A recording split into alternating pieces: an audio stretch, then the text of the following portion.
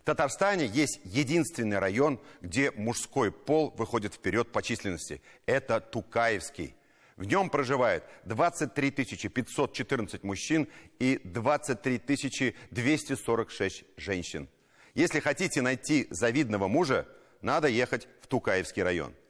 Но в Татарстане есть уникальная деревня и по названию, и по сути, где женщины, как говорится, впереди планеты всей. Находится она в Черемшамском районе и называется Девичья Поляна. С таким же девичьим характером. Ее сложно найти, но невозможно забыть. Называют ее не только деревней невест, но и практически деревней-матерью. Все потому, что в свое время Девичья Поляна заслужила звание рекордсмена по количеству усыновленных детей. В деревне всего 2 улицы, но именно здесь детдомовские малыши нашли свои новые семьи, своих новых родителей и свою новую родину. Согласитесь, родина с таким романтическим названием не просто красива, но и как будто бы окутана магией. Говорят, что получила она такое необычное имя тоже не просто так. О легендах и мифах самой женской деревни Татарстана Диляра Юсупова.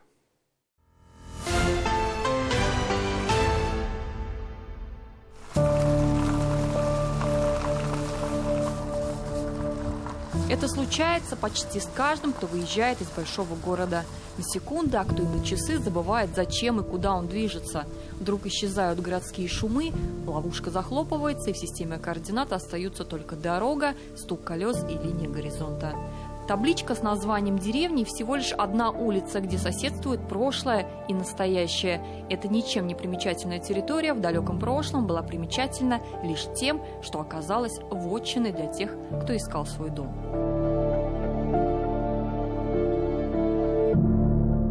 Это были просторные луга, никакая не деревня. Чуваши жили в соседнем селе, но однажды пришли сюда, и когда-то пустая поляна превратилась в деревню. Деревня, в общем-то, появилась в 1920 году. Были такие времена, когда чуваши вот этой деревни жили в Кутушах. Захар Семенович, Дмитриев, он, значит, решает вместе с своими односельчанами переехать сюда. Они сюда ездили, знали эту поляну, сюда и девушки за грибами, за ягодами ездили. И первые 7 семей за одну ночь переезжают сюда. Тот самый Захар Дмитриев, дед мужа Зои Николаевны. Вот он. По факту именно он и есть основатель деревни Девичья Поляна. Волевой, решительный и рукастый. Строил здесь первый клуб, строил здесь за магазином. Клуб помогал строить. В общем, по плотницкой линии был очень умный был человек. А в деревне он был этим бухгалтером. Получается, значит, честный был, раз ему доверили все это. С легкой и смелой руки Захара Семеновича зажили дружно, стали рождаться дети. Особенной красотой отличались девочки. Все приезжали посмотреть, что за жемчужины хранятся в далекой глубинке. С тех пор место прозвали деревней невест. Где находилась та самая поляна, вокруг которой девушки водили хороводы, уже никто и не помнит. Да и важно ли это? Поляна была здесь. Здесь именно сюда приезжали девушки с грибами. И хороводили здесь, наверное, хороводы водили. И в одном из этих, как говорится, гуляний девушку одну украли. По легенде, девушку украли беженцы, которые кочевали примерно на этой территории. Мы не можем туда проехать, потому что здесь заканчивается деревня Девичья Поляна. Ее удерживали там не 1 год. Существует несколько версий продолжения этой истории. По одной из них девушка вернулась в деревню, по другой ее больше никто никогда не видел. Деревня, которая обросла мифами и сказаниями, до сих пор бережно хранит свою аутентичную природу. Большие въездные ворота – монолаг, а еще повсеместный синий цвет. Он так и называется – чувашский. Это настоящий чувашский узор нашла. Каждый изгиб что-то он означает. Это означает солнце. Они же поклонялись природе, солнцу, дереву. У каждой женщины было свое дерево. Она черпала оттуда силы, если что-то у нее. Мужчины, конечно, был дуб. И, конечно, те самые первые. Первые 7 домов сейчас, конечно, выглядят давно не так. Но здесь и сегодня есть избы, которым почти 100 лет. Вот она резьба или чувашские орнаменты, и голуби под крышей, и скрип дверей под низким потолком. Бабушка, тушуйте немножко. Здрасте!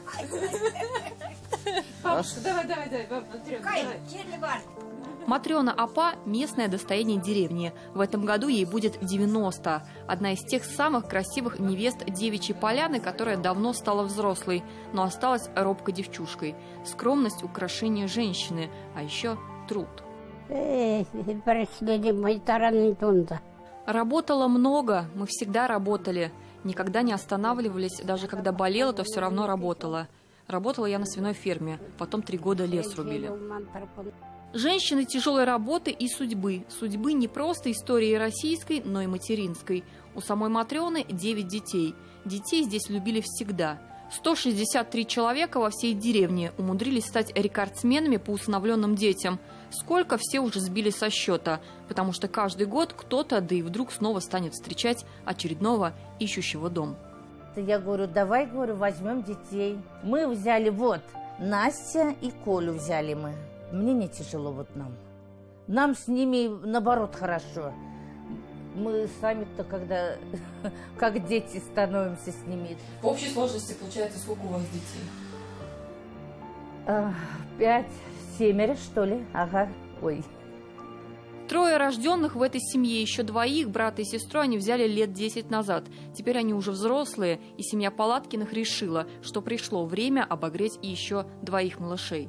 Тот самый Коля теперь учится в местной школе, где всего 3 ребят. Зоя Николаевна, наш местный проводник, 15 лет проработала здесь учителем, но все получилось не сразу. Перед нами эта школа, которая построена в 1950 году.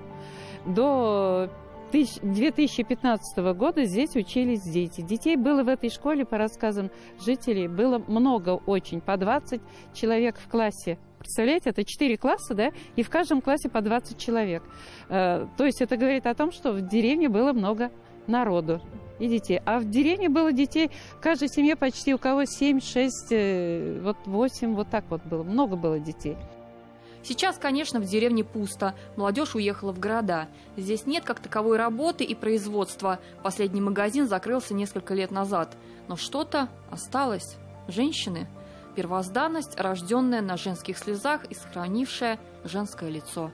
Зоя Николаевна по-прежнему мечтает вернуть деревне дыхание жизни. Дожить бы так до старости, и, чем не шутит черт, стать местной легендой. И они, кажется, вправду и не знают, что давно ею стали. Диляра Исупова, Дмитрий Шлеймин, 7 дней.